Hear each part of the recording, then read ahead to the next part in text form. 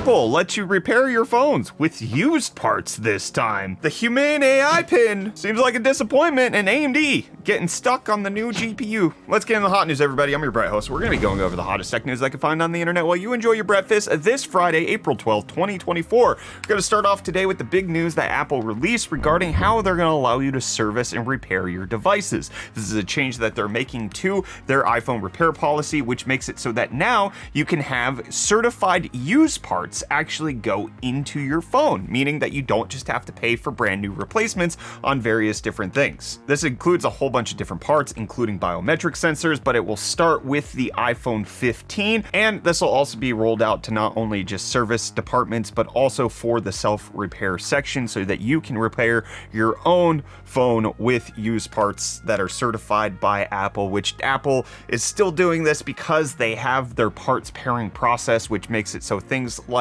the screen or the camera have to be bound to the actual device ID of your phone, which they say is necessary for different things like privacy, security, and safety of the iPhone, which they do have like a modest argument in terms of this makes it so that you can't have a harvesting factory for stealing iPhones, taking out the parts and then putting them into different places. There has to be some sort of parts compatibility on that side, but then anybody who's against this is just saying that this is preventing third-party repair shops from having an honest litany of used parts that they could put into a different phone because, you know, they have dead phones that are coming into their shops all of the time, and now they can't scrap all of those and reuse them in a way that's appropriate. So this is frustrating for a certain sector of people. It is better than it used to be, but there is some legislation that's in the work in certain states like Oregon who's trying to get parts pairing banned, which could potentially change how Apple chooses to approach this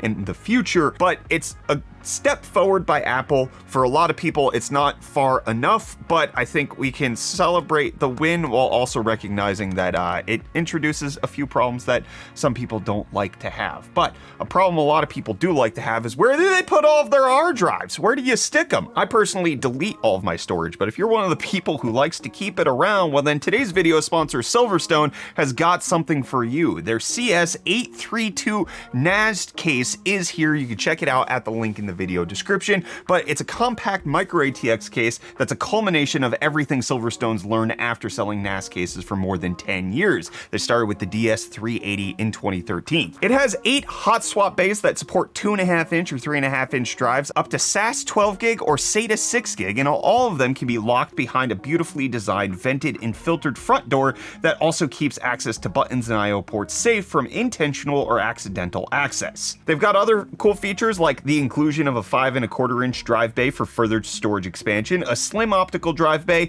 long graphics card / RAID card support, a USB-C port, large air cooler support, and liquid cooling support for a radiator up to 280 millimeters. You can really pack this thing out. It's one of the very few modern NAS cases, and Silverstone's here bringing it to you. You can check it out at the link in the video description, the CS382 NAS case from Silverstone. Big thanks to them for sponsoring today's video. But you know what doesn't have hard drives? Macs, okay? Because Apple wants to make them as thin as possible. Now they want to put in as much AI as possible. It's being reported that the M4 Macs that we're expecting to get launched at the end of the year are going to include AI cores and AI features, and it's gonna be a big ol' Apple innovation fest. That's what AI stands for. You thought it was artificial intelligence, it's really just Apple innovating everywhere.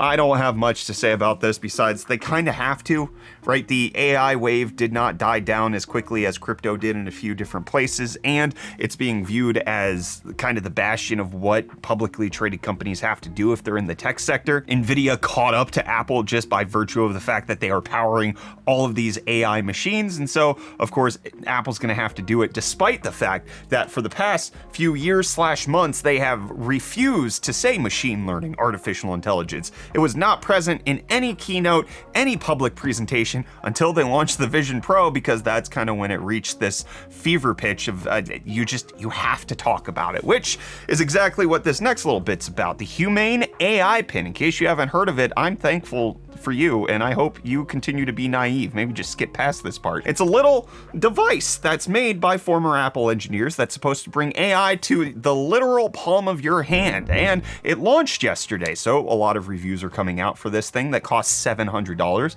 the cost of a smartphone, plus a $24 a month mobile data plan, and turns out this thing is not great. It's kind of like a lot of the first wave NFT Web3 crypto stuff. It makes promises that it can't deliver on. And I guess I personally am feeling a lot of schadenfreude about this. I kind of thought this was a ridiculous thing. Like, I do enjoy when there is new tech that serves a small subsect of people that like is supposed to be niche, but it's like really cool. Like the NAS case, right? I personally don't like hard drives. I don't want a spinning disk anywhere near me, but I understand the population that this is going for. For the Humane AI Pin, I fail really hard to see who this is actually for, where it solves no problems that many people have. It feels like it's just being shoehorned into tech bro, crypto bro lifestyles, and I personally don't like it for that reason. So like, I have a lot of bias, negative, wholehearted, guttural dislike for this thing, and the reviews are bad, including the fact that it gets hot and that it's slow and it doesn't do too much. However, photos look pretty good. It's well made, like an Apple device, and it's much easier to access than your phone, according to The Verge. And then Engadget says that it's a novel projector that beams a screen onto your palm, which it's kind of neat. It's like kind of a new way of interacting with tech. I kind of want to see where that goes, but the fact that it has to be tied to AI is where I feel misses the mark. Effective interpreter mode, thoughtful design touches. People are liking the design, but then it runs hot, it's unreliable, slow, projected screen relies on tiresome and finicky gestures to navigate, expensive for what it does, and short battery life. Just boy, what a device. Which is what I say about Reece. What a divisive man that guy is. He's always starting some feistiness. Got him! Got him! I don't know if Reece did deals because he said he had to like leave Pretoria for some reason. I don't know if he's on the hunt or the prowl, or he's got to escape or something, but Intel, he's got a purple suit. Is he the prowler? Yes. Oh, I got it. Well, yeah, you might be prowling for some Intel 13th Gen K-series CPUs, but you're not going to be able to get them because they're discontinuing them. Intel releasing a report yesterday that their 13th Gen K-series SKUs, so the overclockable ones, are going to be gone as of May 24th. This applies to the ones that you can buy at retail, the boxed ones. OEMs and HP, Dell, Lenovo, all of those companies are still going to be able to put them into their pre-built systems, but the last product will be shipped out on June 28th. Now, with this, there's probably a lot of speculation of like, oh, look, we just talked about the story of Intel CPUs are dying and now they're discontinuing them, which is like very likely not what's happening here. The Raptor Lake 13th Gen were very close to what the 14th Gen were. It's probably cannibalizing sales. They left it up for a little bit. They're still going to be selling 14th Gen. I don't believe 15th Gen's coming anytime soon, or if it's supposed to be called like Core Ultra 200. I don't even know what the naming scheme is going to be. I don't really even care at this point. It's ridiculous. But I don't think this is tied together in any way. These are probably just separate machinations that are going on at the exact same time. So we'll just have to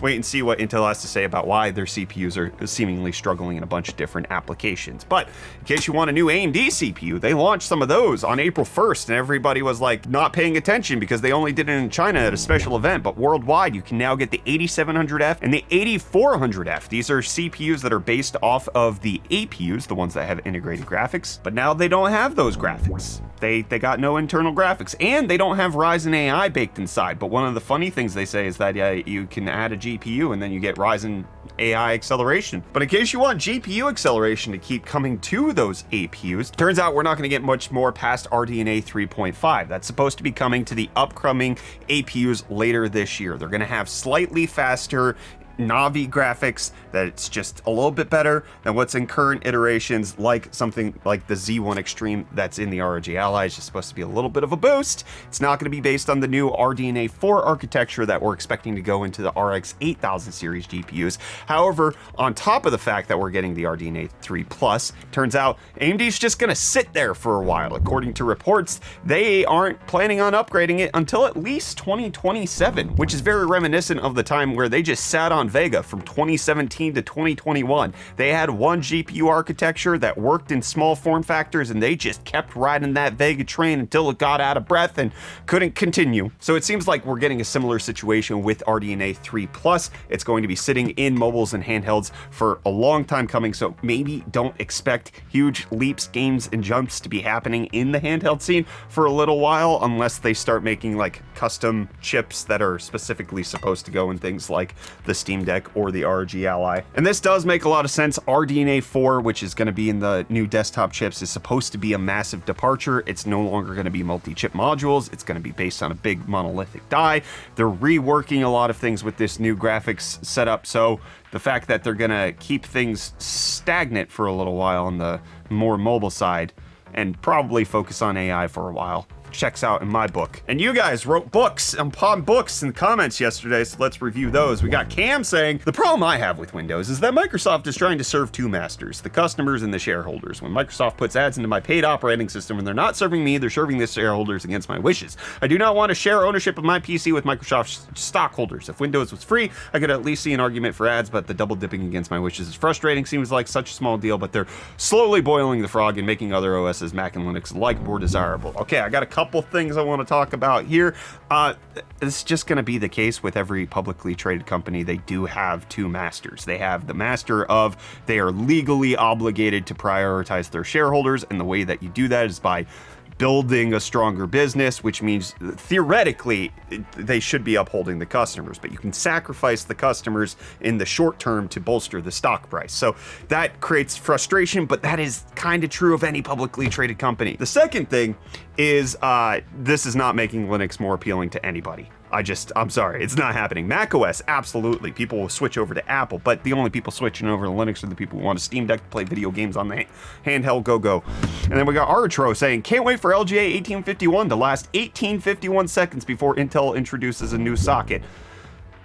Then Randall saying, I like the nutrition labels for internet provider companies. I hope they implement this into the cellular network provider companies as well. Not a terrible idea if I say so myself. But then we got T12121 saying, because we have so many different choices, what's the point when you're basically stuck with one ISP? It's not like I can switch to Comcast or any other provider. I'm stuck with whichever one has a monopoly on my area, which I absolutely hear you. But I think that just because you're in a bad situation, which sucks, doesn't take away the value that this provides to everybody else who is in a situation that is not similar to yours. Anybody who does have a choice now has the ability to discern. Or additionally, just because you have access to only one ISP doesn't mean that you wouldn't benefit from clarity in how they're pricing things. If you are more informed as a consumer and as a population, then you can also bring public pressure against those companies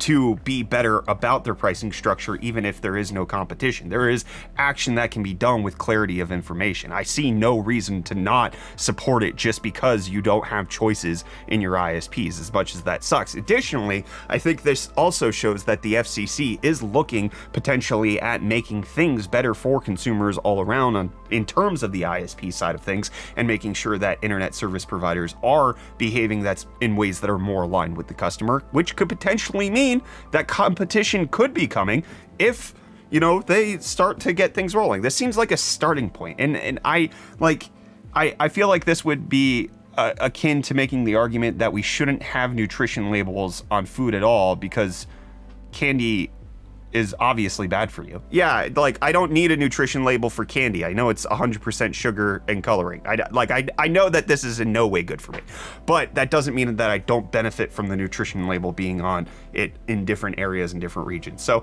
I'm sorry you have to deal with one ISP, but having the label for everybody else still is a great idea in my opinion. Jim Bodie saying, what on earth was that dodgy looking metal object you were spinning by the phone during the noise elimination test? Kyler, can you grab me that?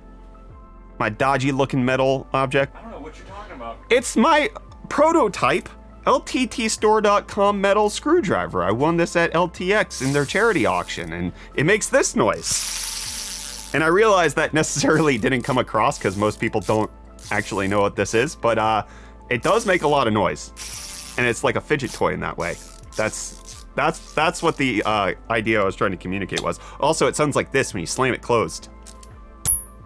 It's great. And they've got PC'd Home saying, it's very difficult to take you seriously when you can't make the effort to hide the one cable over your shoulder. I presume, buddy, you're talking about this one, which is very short and like, I don't have a place to hide it. Which I guess is fair, right? Like if that is something that bothers you tremendously, I don't think we're the channel for you, because like stuff like that just doesn't matter to me in the grand scheme of things. I got other things that I'm paying attention to, and if that one rogue cable is the thing that does it, I'm not gonna fix it. I'm sorry. Also, am I supposed to be taken seriously? Is that a thing that we do around here, Kyler? I said big-breasted anime women yesterday. You think, what, like... You said it in a very authoritative way. Yesterday, right? Yeah, like what are you expecting out of here? I don't know.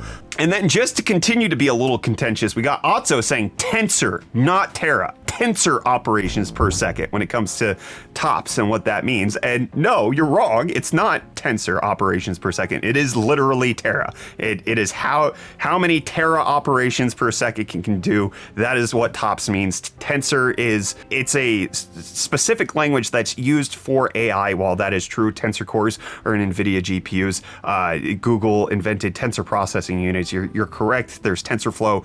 I understand why you think that, but to correct me when you're wrong, come on, man. It takes a Google. You can find out. It stands for Terra. I'm just feisty. I'm okay with being corrected. I'm wrong a lot of times. And when you say I'm wrong, I try to listen. But you know it would be wrong of you to not watch the videos that we have coming out this weekend. In fact, if you want to check it out before they drop here on YouTube, over on Floatplane, we got Kyler tried an Apple Vision Pro knockoff clone. You can watch that over on Floatplane right now if you want to sign up, or you can wait till tomorrow when it drops here on YouTube. But I'll drop you guys off at your place where you are right now, because Hot News is done.